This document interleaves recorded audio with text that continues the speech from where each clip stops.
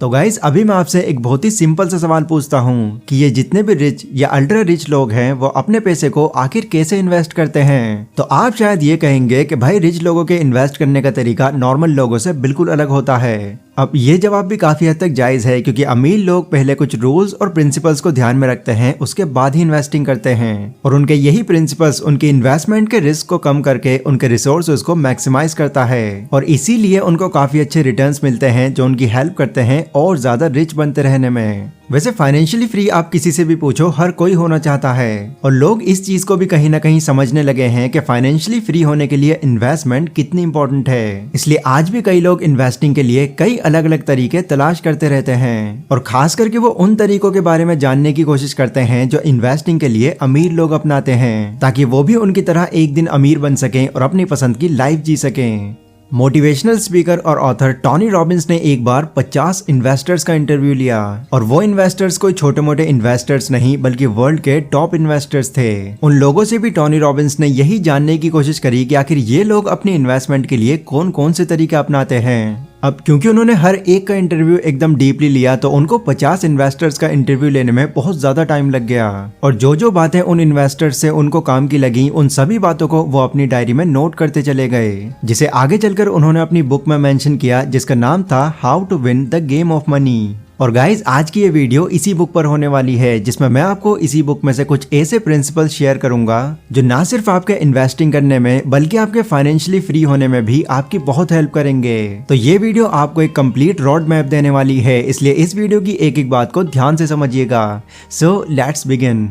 Investment के regarding एक बहुत ही कॉमन क्वेश्चन जो लोगों के माइंड में आता है वो है जो भी पैसा हमने अब तक सेव किया है उसे इन्वेस्ट कहां पर करें, क्योंकि ये बात अब सबको पता है कि सिर्फ एक ही जगह पर इन्वेस्ट करके और बिना कोई रिस्क लेके कोई भी अमीर नहीं बन सकता। लोगों को अगर ज्यादा प्रॉफिट चाहिए तो उसके लिए उनको रिस्क भी बड़ा ही लेना होगा। इसलिए सबसे पहले तो आपको ये सीखना होगा कि आप अपनी इन्वेस्टमेंट को कैसे प्रोटेक्ट कर सकते हैं और अपने रिस्क को कैसे कम कर सकते हैं, ठीक वैसे ही जैसे अमीर लोग करते हैं। क्योंकि आप मानो या ना मानो कई लोग आपके सर्कल में ऐसे हैं जो आपकी इन्वेस्टमेंट का कुछ हिस्सा अपने पास हमेशा रखने के लिए तैयार रहते हैं। पर आखिर ये लोग हैं कौन? वेल ये सब आप इस एग्जाम्पल के थ्रू समझ सकते हैं, इसको बहुत ध्यान से देखना। इमेजिन कीजिए कि आप अपने दोस्त के साथ खेल रहे हैं जिसमें आपको अपना 100% यानी कि अपना पूरा पैसा लगाना है। अगर आप गेम जीत गए तो रिवॉर्ड का 60% आपका फ्रेंड रखेगा और 40% आप रखेंगे, और अगर आप हार गए तो आपके फ्रेंड को 60% मिलेगा और आपका पूरा पैसा डूब जाएगा। तो अब आप ये बताइए कि अगर रियल में आपको कोई ऐसी गेम खेलनी पड़ जाए तो क्या आप खेलेंगे? ऑब्वियसली बिल्कुल नहीं, क्योंकि इस गेम में हर तरह से आप ही का नुकसान हो रहा है। बट ऑथर कहते हैं कि म्यूचुअल फंड में इन्वेस्ट करने वाले 90% से ज्यादा अमेरिकन इन्वेस्टर्स यही एग्रीमेंट फॉलो करते हैं। और हाँ, अगर 90% से आप इन्वेस्टर्स का अंदाजा नहीं लगा पाए तो मैं आपको अप्रॉक्स बता दूं ये ऑलमोस्ट 92 मिलियन इन्वेस्टर्स हैं। अब हो सकता है कि काफी लोग ये सोच रहे हों कि ये क्या बात हुई, इतने सारे इन्वेस्टर्स ऐसा करने के लिए तैयार कैसे हो जाते हैं। तो वैनगार्ड के फाउंडर जैक बॉगल का इस पर यह कहना है कि लोग ऐसा सिर्फ मार्केट की वजह से करते हैं क्योंकि उनको खुद कैलकुलेशंस करना बिल्कुल पसंद नहीं होता और यहीं पर ब्रोकर्स अपना काम करते हैं। ब्रोकर्स लोगों को ये ऑफर करते हैं कि अगर वो अपनी 20s में $10,000 उनके फंड में इन्वेस्ट करते हैं तो पर एनम 7% के इंटरेस्ट से जब वो 85 की एज के हो जाएंगे तो उनको $5,74,464 मिलेंगे। कमाल का ऑफर लग रहा है ना, राइट? बट ब्रोकर्स उनको ये नहीं बताते कि उनको 2.5% चार्जेस ब्रोकरेज या फिर मैनेजमेंट फीस के तौर पर देना भी होगा। अब हो सकता है कि इस तरह से ये 2.5% आपको ज्यादा न लगे, पर अगर आप इनकी उन पैसों से कैलकुलेशन करें तो जब तक आप 85 की एज के होंगे तब तक आप $4,39,000 ब्रोकरेज फीस के तौर पर ब्रोकर को पहले ही दे चुके होंगे। यानी सिंपल वर्ड्स में अगर कहूँ तो वो लोग आपकी 85 की एज तक आपकी फाइनेंशियल ग्रोथ का 77% पहले ही ब्रोकरेज के तौर पर ले चुके होंगे, जिससे आपको आपके इन्वेस्टमेंट पर एक्चुअल में $1,40,000 ही मिलेंगे। ऑथर कहते हैं कि लोग कभी भी ब्रोकरेज फीस पर ज्यादा ध्यान नहीं देते और उसे एक छोटा अमाउंट समझकर उसे अवॉइड कर देते हैं, बट टाइम के साथ कंपाउंड होकर ये फीस बहुत ज्यादा बढ़ जाती है। इसलिए जो अल्ट्रा रिच इन्वेस्टर्स होते हैं वो अपनी इन्वेस्टमेंट की पूरी जिम्मेदारी खुद ही लेते हैं, यहाँ तक कि वो खुद ही अपने फंड्स को मैनेज भी करते हैं, जिससे उनको बहुत ही मिनिमम या फिर यूं कहो कि ना के बराबर अमाउंट मैनेजमेंट फीस का और ब्रोकरेज फीस का देना पड़ता है। और साथ ही वो अपने फाइनेंशियल नॉलेज की वजह से अपना माइंड लगाते हैं और टैक्स से भी बच जाते हैं। इसके आगे ऑथर हमसे एक सवाल पूछते हैं कि अपने हिसाब से आप ये बताइए कि आपके पास कितने पैसे होने पर आप खुद को फाइनेंशियली सिक्योर और फाइनेंशियली फ्री समझेंगे। कुछ सेकंड्स के लिए वीडियो पॉज कर सकते हैं और आराम से सोचिए कि आपको फाइनेंशियली फ्री होने के लिए आखिर कितने पैसे चाहिए। तो आई होप अगर आपने वीडियो पॉज की होगी तो आपने एक अच्छा खासा अमाउंट सोचा होगा, मे बी 20 करोड़, 30 करोड़, 40 करोड़ या फिर 50 करोड़। वेल, अब आप ये बताइए कि जो भी अमाउंट आपने सोचा है इसके लिए कौन सा ऐसा काम है जो आप करने वाले हैं। आपके पास कोई ऐसा काम जो इतने पैसे दिला सके है भी या नहीं। अगर आपके माइंड में कोई ऐसा काम ही नहीं है तो इसका मतलब है कि आपने बहुत बड़ा अमाउंट सोच लिया और इतने सारे पैसे कमा पाना आपके लिए पॉसिबल नहीं लग रहा। वेल, अब मैं आपको इसके पीछे का फैक्ट बताता हूँ। ऐसा इसलिए है क्योंकि जब भी हम बहुत बड़े नंबर्स के बारे में सोचते हैं तो हमारा ब्रेन उन नंबर्स को सही से कैलकुलेट नहीं कर पाता और हमें लगता है कि ये एक बहुत बड़ा अमाउंट है और इतने पैसे कमा पाना हमारे बस की बात नहीं। पर ऑथर कहते हैं कि एक्चुअल में फाइनेंशियली सिक्योर होना उतना भी मुश्किल नहीं है जितना हम सोचते हैं। वो कैसे? चलिए इसे थोड़ा सा और अच्छे से समझते हैं।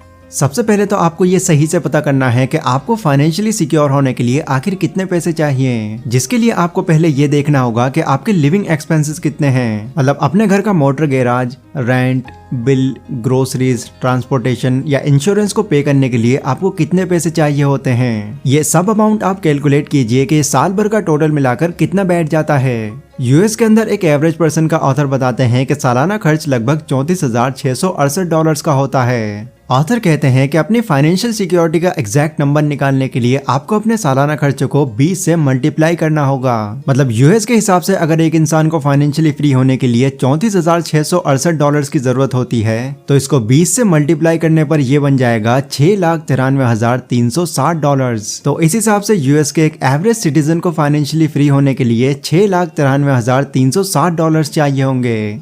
अब ये तो मैं खाली यूएस की बात कर रहा हूँ, बट यूएस से हटकर अगर मैं इंडिया की बात करूँ तो यहाँ पर अगर किसी एवरेज इंसान का सालाना खर्च 3 लाख रुपए है तो फाइनेंशियली सिक्योर होने के लिए उसको लगभग 60 लाख रुपए चाहिए होंगे, क्योंकि अगर 3 से 20 को मल्टीप्लाई करेंगे तो 60 ही निकल कर आएगा।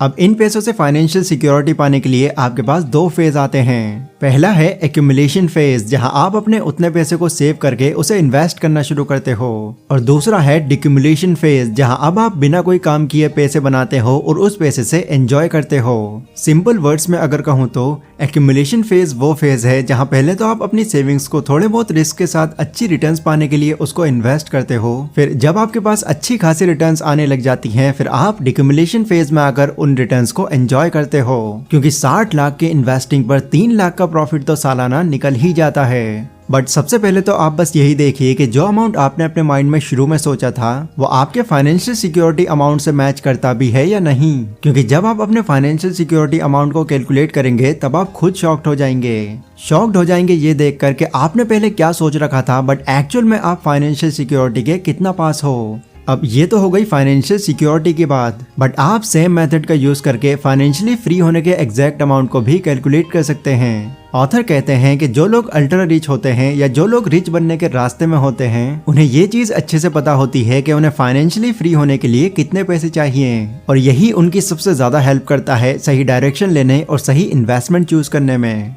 चलिए अब देखते हैं कि हाई परफॉर्मिंग इन्वेस्टर्स अपने पैसों को कैसे इन्वेस्ट करते हैं और कैसे वो अपने इन्वेस्टमेंट को यूज करके फाइनेंशियली फ्री हो जाते हैं। इन्वेस्टमेंट के बारे में अगर आप थोड़ा भी जानते हैं तो आपने इससे जुड़ी ये लाइन जरूर सुनी होगी कि don't put your all eggs in one basket.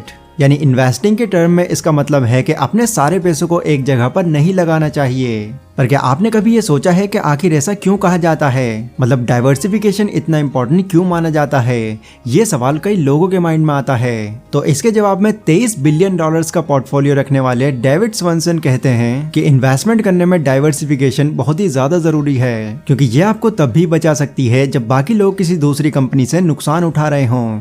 साल 2008 में एक मार्केट क्रैश हुआ था जिसमें बहुत से लोगों ने अपना सारा पैसा गंवा दिया। इवन कुछ लोगों ने तो अपना रिटायरमेंट का फंड भी खो दिया। बट उसी मार्केट क्रैश में लार्जेस्ट हेज के फाउंडर रे डेलियो के उनके गेन का सिर्फ 3.9% ही नुकसान हुआ था, क्योंकि उनकी इन्वेस्टमेंट सिर्फ एक जगह पर नहीं बल्कि अलग अलग जगहों पर थी। ऑथर कहते हैं कि इन्वेस्टमेंट के लिए आपके पास हमेशा 2 बकेट्स होने चाहिए।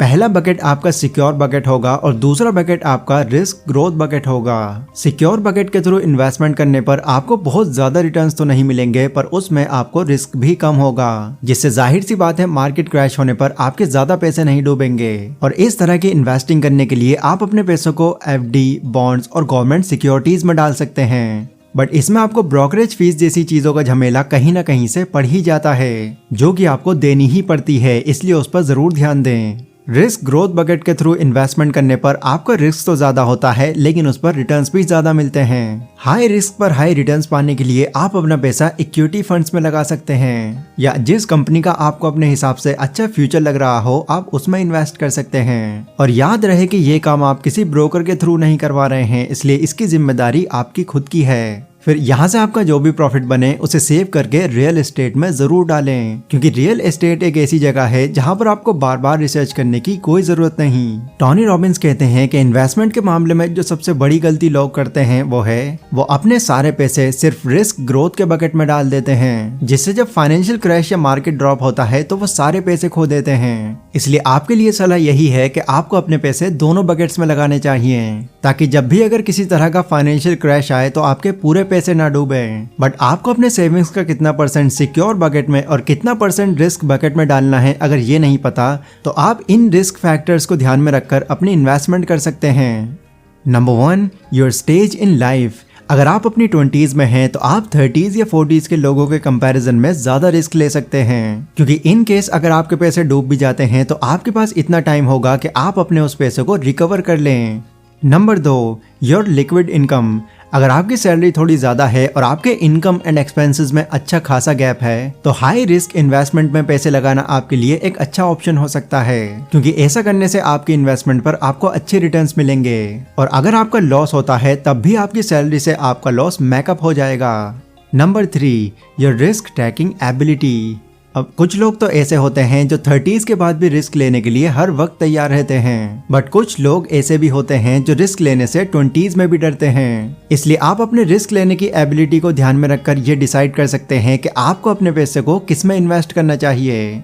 बट ये बात जरूर ध्यान रखिए कि दुनिया में जितने भी अमीर लोग हैं वो हमेशा रिस्क लेते हैं, और रिस्क लेने की वजह से ही उनको काफी अच्छी रिटर्न्स भी मिलती हैं। तो अब तक मैंने जितनी भी बातें आपको बताई, अगर उनको आप प्रैक्टिकली अप्लाई करते हैं तो होपफुली आप फाइनेंशियल फ्रीडम अचीव कर सकते हैं। अगर ये वीडियो आपको थोड़ी भी इन्फॉर्मेटिव लगी हो तो इसको लाइक और शेयर जरूर करें। इसी के साथ कमेंट सेक्शन में आप लोग मुझे बता सकते हैं कि नेक्स्ट वीडियो आप कौन सा टॉपिक पर चाहते हैं। पर अभी के लिए बस इतना ही।